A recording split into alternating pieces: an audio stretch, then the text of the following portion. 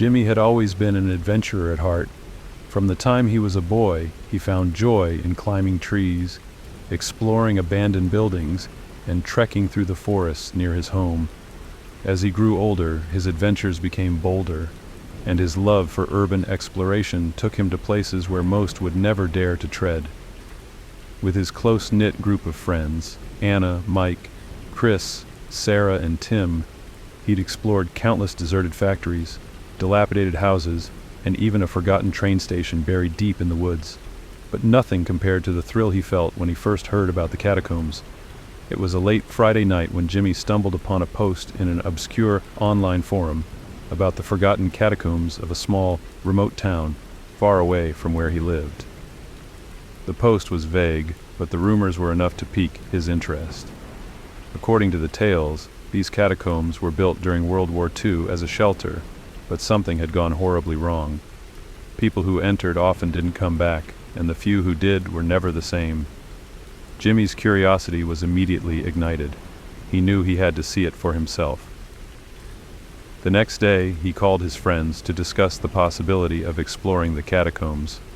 As usual, they were all eager to join him. Despite the ominous rumors surrounding the place, the thrill of the unknown was too tempting to resist. The group quickly made plans, deciding to set off in 3 days' time. They spent those days gathering supplies, studying maps of the area, and preparing themselves mentally for what lay ahead.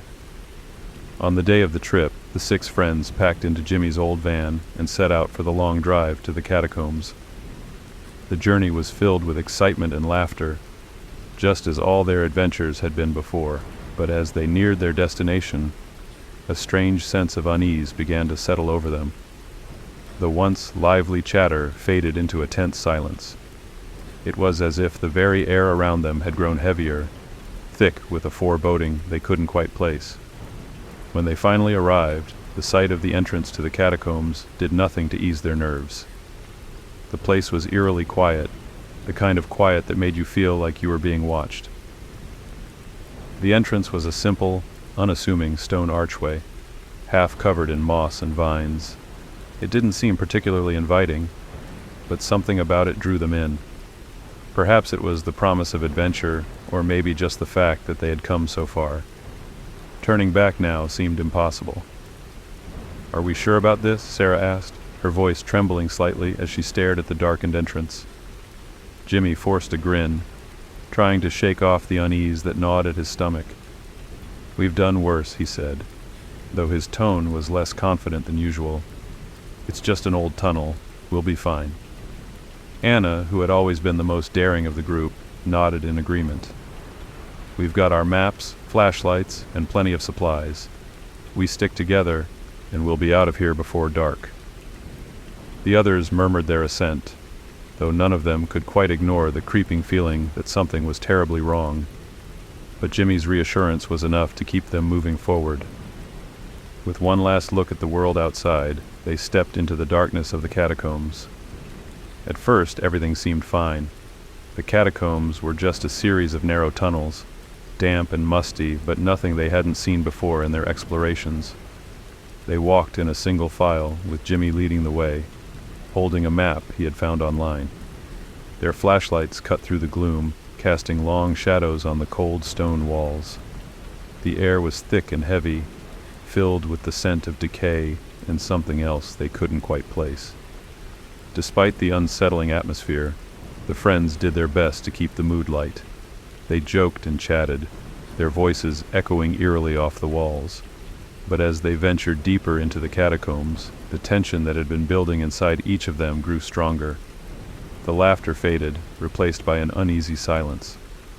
"Guys, are we sure we're going the right way?" Tim asked, after they had been walking for nearly 5 hours. Jimmy glanced at the map, frowning slightly.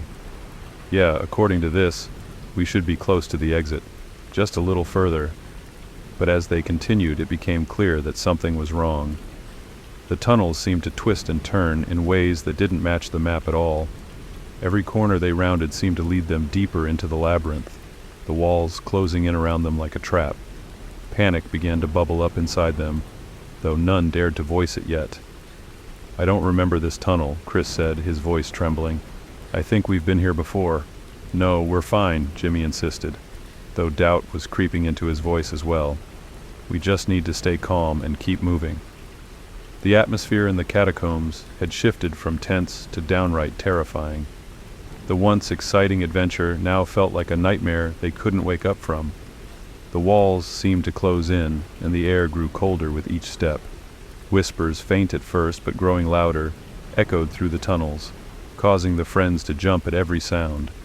Panic finally took hold, as they realized they might never find their way out. They stopped in one of the larger chambers to catch their breath and figure out what to do next. The chamber was vast, its high ceiling lost in shadow, with tunnels branching off in all directions. It should have felt like a relief to be in a more open space, but instead, it only made them feel more vulnerable. We need to get out of here, Sarah said, her voice trembling. I don't care about the map anymore. We need to retrace our steps. Jimmy, Chris said, his voice shaking, we're lost. The map doesn't match the tunnels anymore. It's like this place is changing around us. Jimmy couldn't deny it any longer. The catacombs were not what they seemed. Something was wrong here, something beyond their understanding. He felt a knot of fear tighten in his chest as he realized that the catacombs might be alive, shifting and twisting to keep them trapped inside. We need to split up, Jimmy said, trying to sound confident. There are 6 of us. We'll cover more ground if we split into pairs and take different tunnels. If anyone finds a way out, we'll contact the others with the radios. The others hesitated. The thought of splitting up in this dark, labyrinthine place filled them with dread, but they were desperate. Staying together hadn't worked, and the longer they stayed in one place, the more it felt like the catacombs were closing in on them. Reluctantly, they agreed. Jimmy handed out the radios, 1 for each pair. Stay in constant contact, he said. If you find anything, let the rest of us know immediately. We'll meet back here in an hour if no one finds anything. With a final shaky nod, they split into pairs. Jimmy with Anna, Chris with Sarah, and Mike with Tim. Each pair took a different tunnel, their flashlight beams cutting through the oppressive darkness as they ventured deeper into the unknown. Jimmy and Anna walked in silence, their footsteps echoing off the damp stone walls. The air was colder here, and the darkness seemed thicker, almost tangible. Every sound was amplified, the dripping of water, the scuffling of rats, and the faint, indistinct whispers that seemed to come from everywhere and nowhere at once. Anna clung to Jimmy's arm, her usual bravado gone. I don't like this, Jimmy, she whispered. Something's wrong here. We shouldn't have come. Jimmy felt the same, but he couldn't show it. He had to be strong for her, for all of them. We're going to be okay, he said, though the words felt hollow.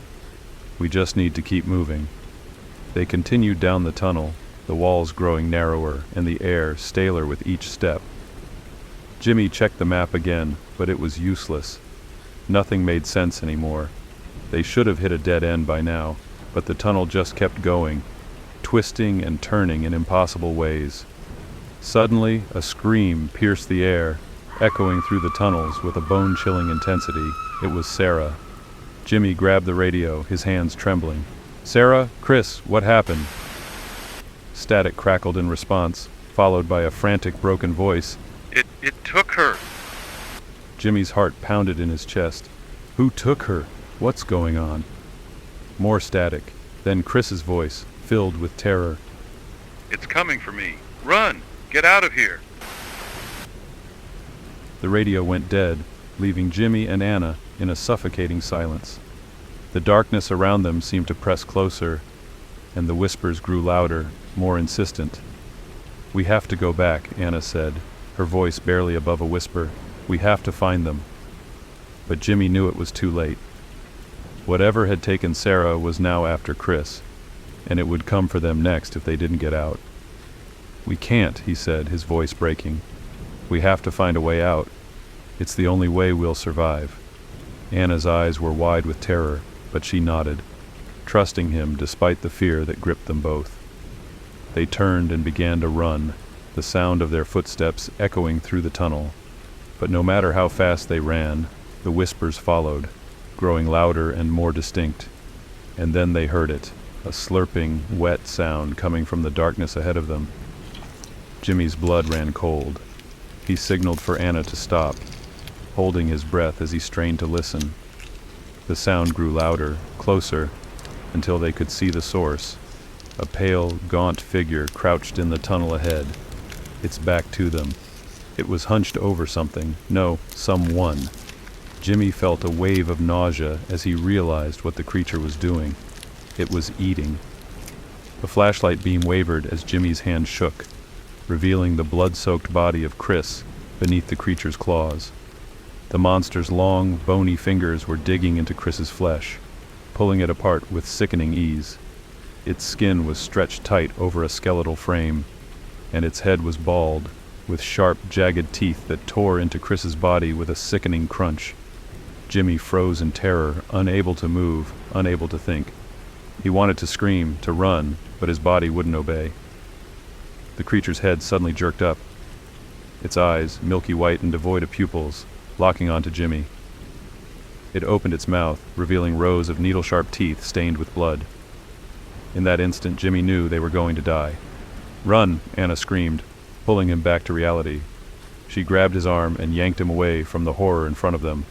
They turned and ran, their breaths coming in ragged gasps as they sprinted down the tunnel. The creature's footsteps echoed behind them, a relentless pursuit that drove them forward, faster than they had ever run in their lives. "What is that?" Anna screamed, her voice edged with hysteria. "I don't know," Jimmy shouted back, his heart pounding in his chest. "Just keep running." But Anna couldn't run much longer. She was already slowing, her breaths coming in shallow, panicked gasps. Jimmy tried to pull her along, but he could feel her strength fading. "Jimmy, I can't—" Anna gasped, her legs giving out beneath her. "No, you have to," Jimmy cried, pulling her to her feet, but it was too late. The creature was upon them. Anna turned to face it, a look of determination replacing the fear in her eyes. "Run, Jimmy. Get out of here. Don't let it take you too." "No," Jimmy shouted, but Anna shoved him away. "Go," she screamed, and then the creature was on her, its claws sinking into her flesh. Jimmy hesitated for a moment, torn between saving his friend and saving himself. But in the end, Anna's sacrifice forced him to make the only choice he could. He turned and ran, tears streaming down his face as Anna's screams echoed in his ears. The tunnels twisted and turned around him, but somehow, by some miracle, he found his way back to the larger chamber where they had split up. And there, in the distance, he saw it, a faint, flickering light, the way out. With the last of his strength, Jimmy sprinted toward the light, the creature's footsteps still echoing behind him. He didn't dare look back, afraid of what he might see. Finally, he burst out into the open air, collapsing onto the cold, hard ground outside the catacombs. The sun was just beginning to rise, casting the landscape in a pale, early morning light. He had made it. He was alive. But as he lay there, gasping for breath, the reality of what had just happened began to sink in. His friends were gone, all of them, and whatever had killed them was still down there, waiting.